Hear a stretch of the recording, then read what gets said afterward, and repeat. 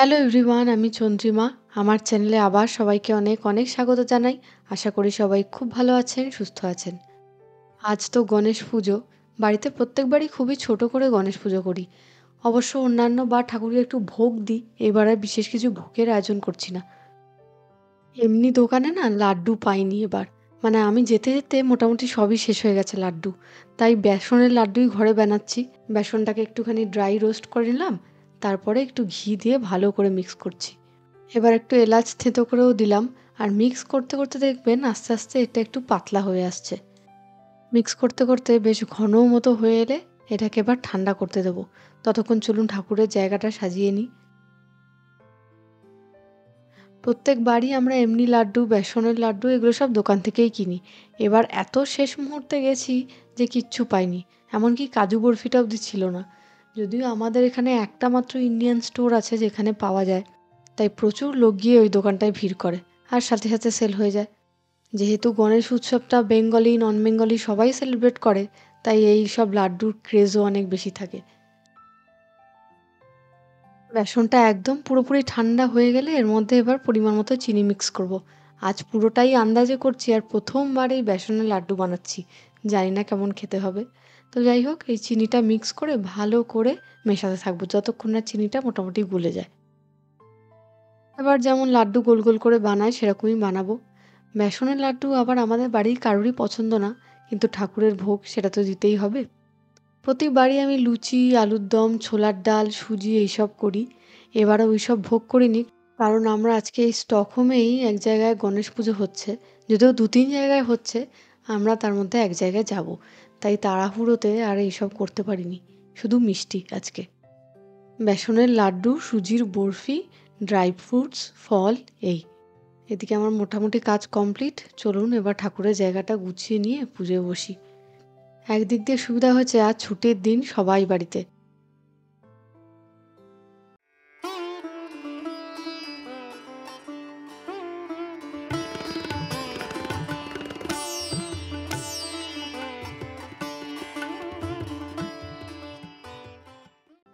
এই গণেশ মূর্তিটা আমার এত পছন্দের। ২ বছর আগে মৈনাক এই মূর্তিটা কিনে এনেছিল। সেই যে জন্মাষ্টমীর বাজার করতে গেলাম একটা দোকানে, সেই দোকান থেকে কেনা। আর এই গলার মালাটা এক মারাঠি ভদ্রমহিলার থেকে কেনা। আজকে প্রসাদে আছে ৫ রকমের ফল, বেসনের লাড্ডু, সুজির বরফি আর ড্রাই ফ্রুটস, গুড়, মিছরি এইসব। এখানে ধূপকাঠি খুব একটা পাওয়া যায় না বলে মৈনাক ইন্ডিয়া থেকে এক বাঞ্চ ধূপকাঠি কিনেছিল জানেন। সেই ধূপকাঠি আর ট্রলিতে জায়গা পায়নি, মানে জায়গায় ধরেনি। তাই সেগুলো আবার কুরিয়ারে আসছে। জানি না কাস্টমসে আটকে দেবে কিনা, দেখা যাক।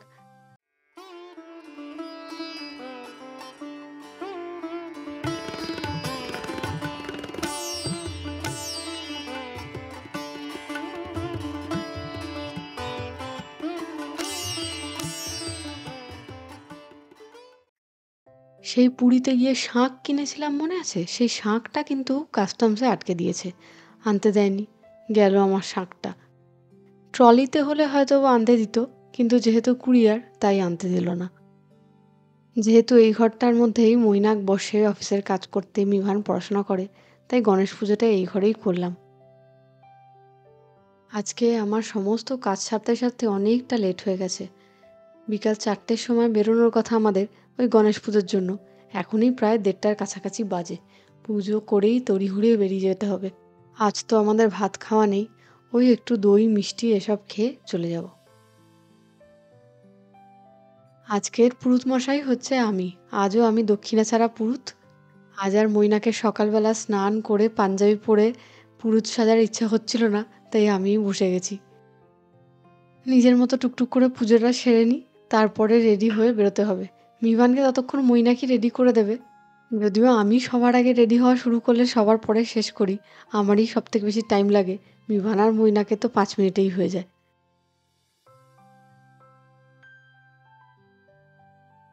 Ganapati Bappa, Ganpati Bappa Ganpati Bappa. Morya next Ganpati Morya Mangal Murti. Morya no no no stealing food, no no no no. গণপতির ইঁদুর। ইঁদুরও এত খাবার চুরি করে খায় না। বেরিয়ে পড়েছি। আজকে ওয়েদারটা খুবই সুন্দর, গরমও আছে। এই বছর সুইডিশরা সব আলোচনা করছে মৈনাকের অফিসে লংগেস্ট সামার। সেপ্টেম্বর মাস অবধিও এত গরম সেরকমভাবে পাওয়াই যায় না নাকি এখানে। সত্যি তাই, আমরাও যে এত বছর আছি এই প্রথমবার সেপ্টেম্বর মাস অবধিও এরকম গরম পাচ্ছি। কিন্তু মৈনাককে দেখলে কিন্তু কেউ বুঝবে না, ওর জ্যাকেট সবসময়। আর এই যে সুলগ্না রানী এসে গেছে, আমার সব সময়ের সঙ্গী, আমার শপিং পার্টনার। আর আজ না আমি প্রায় 1.5 বছর পরে হিল জুতো পরেছি। আর এই সামনে সিঁড়ি দিয়ে নামতে গিয়ে সপাটে আমি আজকে নিচে, ডান হাতটা 3-4 দিন নাড়াতে পারিনি। তো যাই হোক, যে অডিটোরিয়ামটা ভাড়া করা হয়েছে সেই অডিটোরিয়ামে চলে এসেছি। এই পুজোটা কিন্তু মারাঠি মণ্ডলের পুজো। স্টকহোমে যতগুলো পুজো হয় 90%ই কিন্তু মারাঠি মণ্ডলের পুজো। Namaste, my name is Arya. I'm going to sing a song.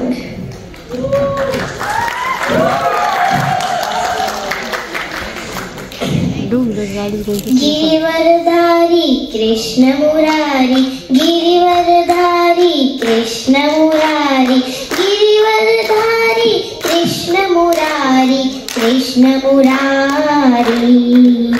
Hari सुंदर नंद मुकुंद, हरि नारायण हरि ओम, हरि नारायण हरि ओम। Ganpati Bappa, Ganpati Bappa. Gloria. Thank you, Arya, for such a wonderful song.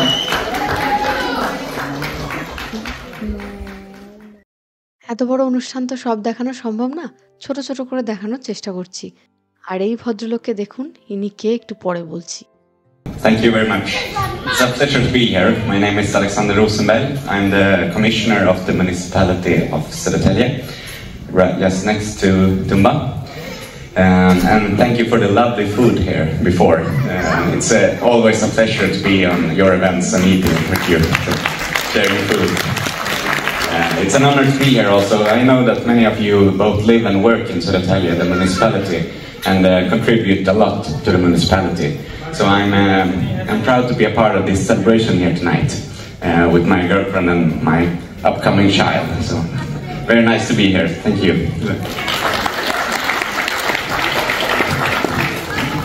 ও সোরাটালিয়া কমিউনের গ্রাম থেকে এসছে বলে মনে করেন যে কি খুশি হয়েছে। গ্রাম থেকেও লোকজন আসে, তাহলে তোমার কমিউন কি আছে এখানে ম্যাক্সিমাম লোক সরাটালিয়ায় থাকে আর ম্যাক্সিমাম লোকই স্থানীয়তে কাজ করে। তাই সরাটালিয়া কমিউন, পাশের কমিউন থেকে কমিশনারকে নিয়ে এসছে। বলো তোমার গ্রাম থেকে এসছে। তোমার গ্রাম থেকে আসছে থাকে ড্যাংল্যান্ডে বড় বড় কথা। অ্যাটলিস্ট তো আমি মানে পাওয়া যায় খালি বড় বড় কোলা ব্যাগ আর ওই 6 ফুটি। আর নাকতলায় কিভাবে ছিলে? নাকতলা কলকাতা 47। আরে সেটা তৈরি হয়েছে কিভাবে সেটা বলো ইতিহাসটা। নাকতলা তৈরি হয়ে গেছে, তো এখনো তৈরি হয়নি। নাকতলা কিভাবে তৈরি হয়েছে? এসেছে জমি নিয়েছে, বাড়ি তৈরি করে ফেলেছে, তাই নিয়ে অত লম্প ঝম্প যাও। আর আমাদের খেটে খাওয়া জমি। অডিটোরিয়ামটার বাইরে চলে এসেছি একটু খাবার দাবার দেখতে। সেই যে মিষ্টান্ন দাদার দোকান, প্রত্যেকটা অনুষ্ঠানেই এনাকে দেখতে পাবেন। আর আমরা তো মিষ্টি কিনবই। একটা লস্যি, জিলিপি আর মৈনাকে একটা মিষ্টি দই নিয়েছে। পরে অবশ্য এসে আমি 1 প্যাকেট লাড্ডুও নিয়ে গেছি রাত্রিবেলা ঠাকুরকে দেবো বলে। আজকে সব ভেজিটেরিয়ান খাবার দাবার। বাইরে যা যা স্টল হয়েছে, মহারাষ্ট্রের স্পেশাল বড়া পাও, চাট, ফুচকা এইসব রয়েছে, আর ওদিকে মিষ্টান্ন। কিন্তু এখানে খুব বাজে একটা ব্যাপার, ঠাকুরের প্রসাদ অনলি মেম্বাররাই পাবে। এরম কিন্তু আমাদের দুর্গাপুজোতেও হয় না। দুর্গাপুজোয় যারা যায় প্রত্যেককে খিচুড়ি, আলু ভাজা, লুচি প্রসাদ দেওয়া হয়, সে তুমি দুর্গাপুজোয় টাকা দাও কি না দাও। সুলগ্নার দিকে নিয়ে চলে এসেছে, আমরা সবাই এগুলো ভাগ করেই খাবো। আর পার প্লেট নিয়েছে 50 কোনা করে, মানে প্রায় 400 টাকা করে। এখানকার কারেন্সি অনুযায়ী দাম ঠিকঠাকই নিয়েছে, কিন্তু ওই তোমায় কোনো ভোগ প্রসাদ দেবে না, এটাই খারাপ লাগলো। এখানের অনুষ্ঠান মোটামুটি শেষ। সবাই নাচ গান একটু হই হুল্লোড় করবে, তারপর ঠাকুরকে শেষবারের মতো বরণ করে তারপর বাড়ি গিয়ে আমাকে আবার রান্না বসাতে হবে। আজ তো নিরামিষ, তার মধ্যে ভাত খাওয়া যাবে না, কিছু রান্না করেও তো আসেনি, গিয়ে আবার পরোটা বানাবো। Pura Gaura Bhola Devi Vishala Argham शांति पार्वती सुमराचा माळा विभूतीचे उदर निशिकंठ नीळा जय श्री गणराज विद्या सुमराचा धन्य तुम्हारो दर्शन मेरा मन रमता जय देव जय देव पंढरपुरी आहे माझा माय बापू माझा माय। এমন এরা তারা মারছিল যে একটু শান্তিতে আরতি করব সেই উপায়ও নেই। যাই হোক, যতটুকু পেরেছি ততটুকু দিয়েই চালাতে হবে আর কি।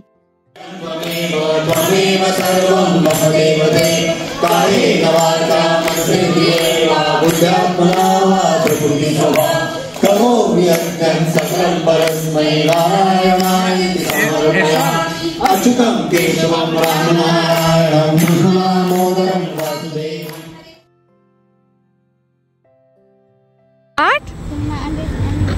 Yeah, Shulagna aunty is on a train. Shulagna aunty is going back home even. Yes. Shulagna, bye bye. Oi, bye. Sulagna চলে গেলে না এত মন খারাপ করে কি বলবো, মনে হয় যেন খুব কাছের কেউ চলে যাচ্ছে অনেক দূরে, কারণ ওর সাথে এত গল্প করি সে কি বলি। চলে এসেছি বাড়িতে, অনেক রাত হয়ে গেছে, এসেই সোজা রান্নাঘরে। আজকে বানাবো বিউলির ডালের পুর ভরা পরোটা। বিউলির ডালটা আগেই ভেজে পেস্ট করে রেখে দিয়েছি। এবার তেলের মধ্যে একটু মৌরি, একটু আদা, একটু কাঁচা লঙ্কা দিয়ে ভালো করে নেড়ে ছেড়ে এবার বেটে রাখা বিউলির ডালটা দিয়ে দিলাম। এবার একটু নুন মিষ্টি অ্যাড করে একদম শুকনো শুকনো করে নামিয়ে নেব। বিউলির ডাল শিলে বাটতে পারলেই সবচেয়ে ভালো হয়, এরম কাদা কাদা হয়ে যায় না, কিন্তু আমার তো আর শিল নোড়া নেই, তাই ওই মিক্সারেই বেটেছি।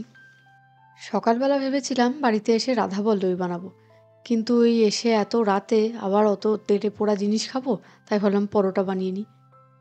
আজকে ওখানে তার মধ্যে ওই 3টে খাবার নিয়েই আমাদের সবাই মিলে ভাগ করে খেতে হয়েছে। 14 বার খাওয়ার কাউন্টারটা খুলছে, 15 মিনিট করে ওপেন থাকছে, আর তারপর আবার আধ ঘন্টা করে বন্ধ হয়ে যাচ্ছে। পুর ভরে রাখা থাক কিছুক্ষণ, ততক্ষণ চলুন ঠাকুরকে লাড্ডু দিয়ে দিই। এই লাড্ডুটা আনা হয়েছিল, দিতেই ভুলে গেছিলাম। সন্ধ্যাবেলা তো ছিলাম না, একটু ধূপও দেখিয়ে দিলাম।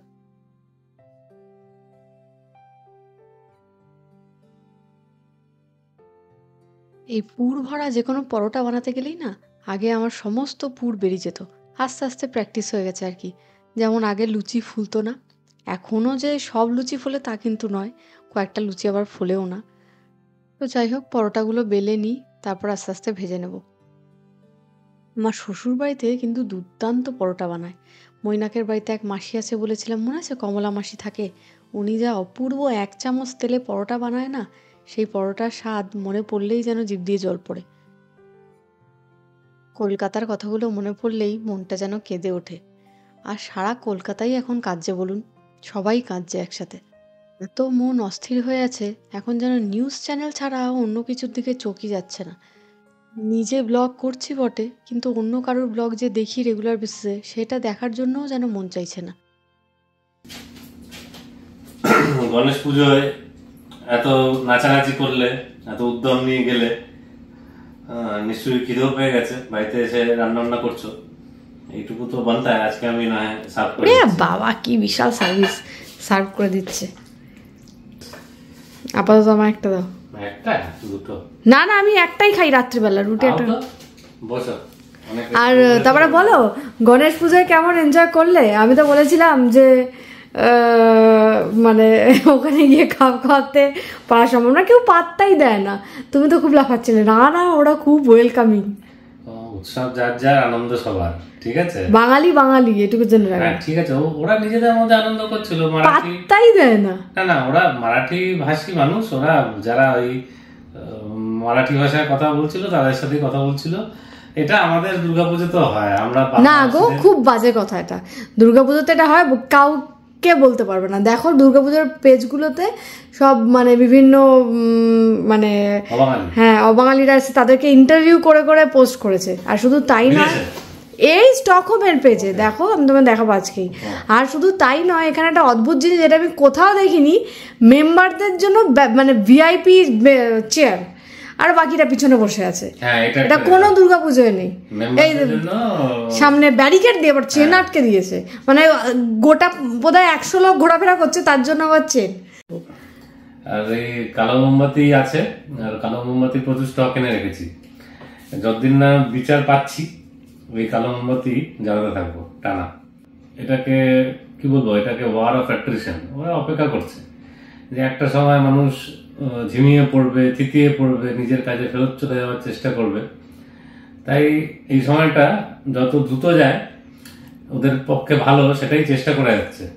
দুর্গাপুজো তো আসছে, প্রতিবাদটা ওই দুর্গাপুজোর সময়ও যাতে থাকে মানুষের মননে। প্রত্যেকটা পুজো প্যান্ডেল যদি এই প্রতিবাদ নিয়েই থিমটা করে তাহলে হয়তো মানুষের প্রতিবাদটা আরো জোরালো হবে। একদম গোঁড়া রাষ্ট্রবাদী হিন্দু হিসেবে বলছি, 2011-র পরে আমাদের পুজোগুলোতে, মানে কলকাতা কেন্দ্রিক পুজোগুলোতে ভক্তি কম, কম্পিটিশন বেশি হয়ে গেছে। এটা আমার নিজের ব্যক্তিগত ধারণা। এই জন্য আমি সবসময় বলি যে দুর্গা পুজো তো হচ্ছে না, দুর্গা কম্পিটিশন হচ্ছে।